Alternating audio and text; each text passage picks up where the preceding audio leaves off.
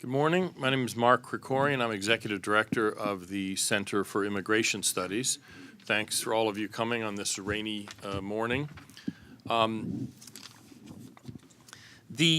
1980 Refugee Act that governs our whole refugee resettlement system now was passed after the fall of Indochina to the communists, which resulted in a large refugee flow, and so there was the desire to formalize and regularize the refugee resettlement process. And among other things, the Refugee Act says that resettlement, quote, should be conducted in close cooperation and advanced consultation with state and local governments, unquote. And also, as part of the act, the federal government pledged that the state and local governments would not be left holding the bag from the costs of this federal program, that it would not turn into an unfunded mandate. As you can imagine, none of those things have turned out to be true.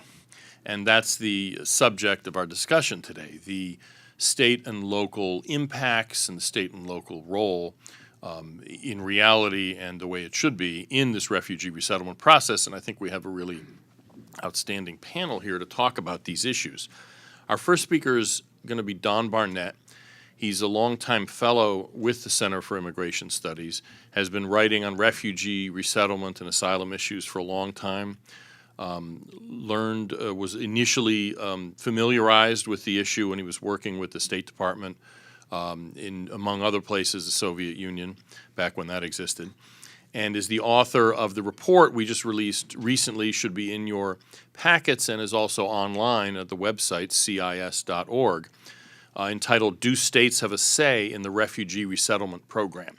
So that report traces the history of refugee resettlement under the Refugee Act of 1980 and the promises the federal government made to the states and how that's not turned out the way it was supposed to turn out.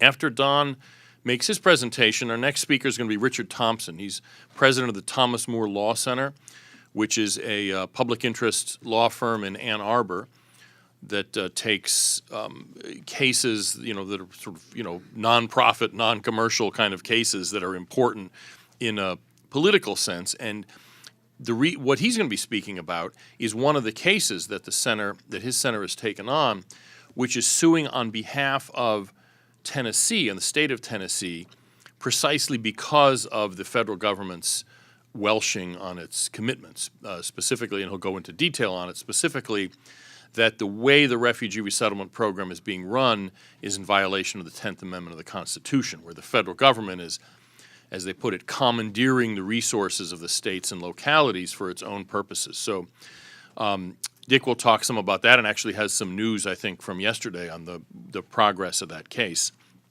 And then last but not least, we're going to get a local perspective, not the state level, but the local level from Jeff Johnson, who's been on the St. Cloud, Minnesota City Council for some 7 or 8 years, has a resolution that he's introduced before the City Council calling for a moratorium on refugee resettlement, where the State Department actually targets his city for a couple hundred or more new initial refugee resettlements from abroad every year.